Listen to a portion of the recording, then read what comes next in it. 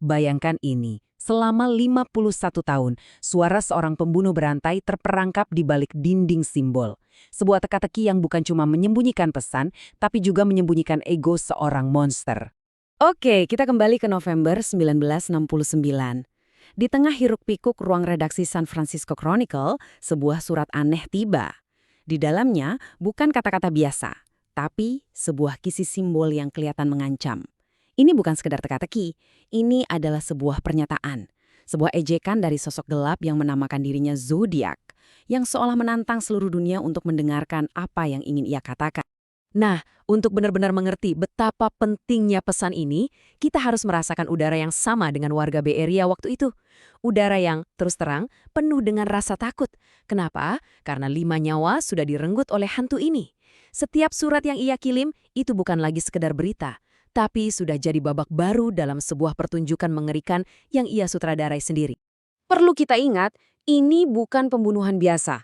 Ini adalah sebuah pertunjukan yang diperhitungkan dengan sangat teliti. Zodiac sama sekali nggak bersembunyi dari sorotan. Dia justru mencarinya. Media adalah panggungnya. Dan dengan setiap pembunuhan, setiap sandi yang bikin pusing kepala, dia bukan cuma meninggalkan jejak, dia sedang membangun mitos tentang dirinya sendiri. Begini ceritanya. Sandi pertamanya, Z408, itu berhasil dipecahkan. Dan tahu nggak, cuma dalam waktu seminggu. Bagi seorang narsisis kelas kakap seperti dia, ini bukan cuma kegagalan, ini penghinaan publik. Bisa bayangkan gimana marahnya dia. Nah, karena itulah lahir Z340. Jauh lebih rumit, jauh lebih bengis. Ini bukan lagi sekedar pesan, ini adalah balas dendam dari ego yang terluka. Dia nggak akan membiarkan dirinya dipermalukan untuk kedua kalinya. Dan benar saja, Z340 pun jadi legenda. Statusnya bukan lagi sekedar barang bukti dalam sebuah kasus. Kode ini berubah menjadi semacam monumen kebisuan. Sebuah teka-teki yang dia membisu dan menghantui kita semua selama setengah abad. 51 tahun. Coba deh kita renungkan sejenak. Generasi silih berganti. Teknologi mengubah dunia kita secara total. Tapi pesan dari hantu ini tetap diam. Sebuah ejekan yang seolah beku dalam waktu, yang tak pernah bisa dijawab. Dan jangan salah ya, bukan karena nggak ada yang mencoba. FBI dan CIA mengerahkan kekuatan penuh. Para ahli kriptoanalisis terbaik di dunia ikut turun tangan. Generasi detektif menjadikan kasus ini obsesi seumur hidup mereka. Bahkan ribuan detektif amatir di seluruh dunia, semuanya menatap dinding simbol itu. Dan hasilnya, semuanya gagal. Reputasi Z340 bukan lagi kode yang sulit, tapi kode yang mustahil dipecahkan. Disinilah kita bisa lihat kejeniusan iblisnya. Penjahat biasa kan pakai sandi buat bersembunyi. Zodiac, dia pakai sandi untuk berdiri di tengah panggung. Setiap kepala yang pusing, setiap detektif yang frustrasi, setiap kegagalan yang diberitakan di koran, itu semua seperti tepuk tangan meriah buat egonya. Ini adalah perang psikologis murni. Dan selama 51 tahun, dialah pemenangnya. Tapi, ya seperti kata pepatah, sekuat apapun sebuah benteng, pasti ada celahnya. Dan setelah setengah abad keheningan, pahlawan yang ditunggu dunia ternyata bukanlah agen pemerintah, melainkan 3 orang biasa yang bahkan belum pernah bertemu muka secara langsung. Mereka ini bukan tim elit bersenjata lengkap loh. Mereka adalah 3 warga sipil dari 3 benua yang berbeda. Seorang programmer komputer dari Amerika, seorang ahli matematika dari Australia, dan seorang operator gudang dari Belgia yang ternyata punya hobi luar biasa dalam memecahkan kode.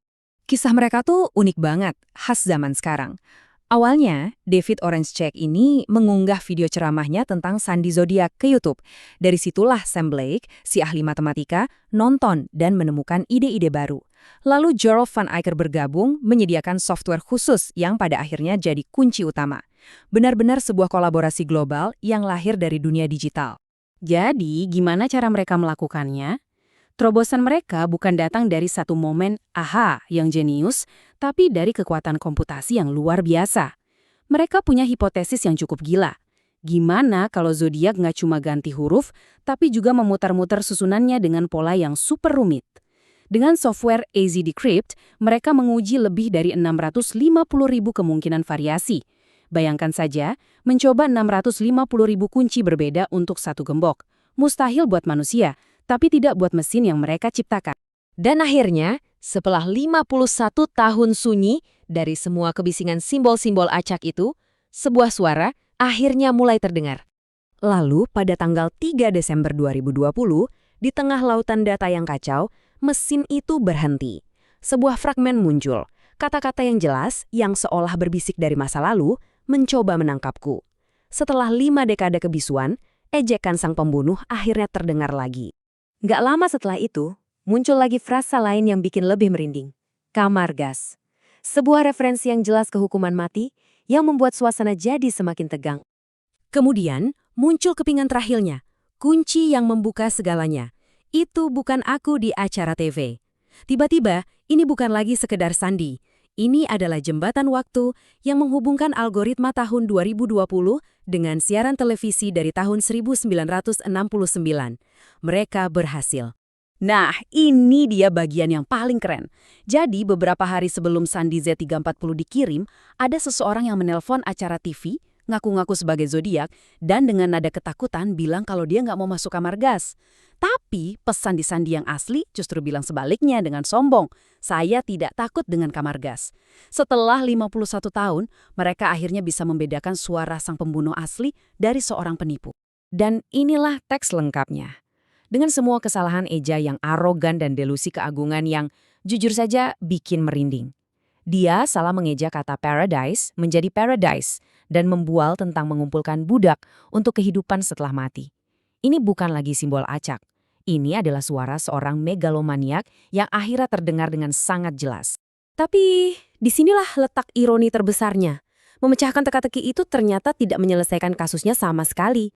Harapan bahwa sandi ini akan memberi kita nama atau identitas si pembunuh, ya pupus sudah.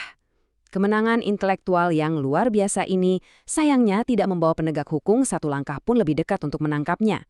Pesan itu hanyalah sebuah monolog dari masa lalu. Jadi, apa sih yang kita dapatkan? Bukan nama, tapi sebuah potret psikologis yang lebih jelas. Arogansi yang membabi buta, delusi tentang surga dan budak, dan obsesi untuk selalu mengendalikan cerita. Ironisnya, demi membuktikan egonya saat itu, dia menciptakan sandi yang begitu rumit, sampai-sampai pesannya baru sampai setengah abad kemudian. Sebuah kemenangan yang tertunda terlalu lama. Pada akhirnya, terlepas dari semua terobosan ini dan berbagai tersangka selama bertahun-tahun, nama dan wajah di balik simbol salib itu tetap menjadi sebuah misteri besar. Zodiak tidak pernah ditemukan. Ini meninggalkan kita dengan satu pertanyaan yang, jujur aja, cukup mengganggu. Dengan memecahkan kodenya, kita berhasil memuaskan rasa penasaran kita. Tapi apakah kita juga secara tidak sengaja justru mengabadikan legendanya? Memberikan kemenangan terakhir kepada sosok hantu yang dari dulu hanya ingin didengar?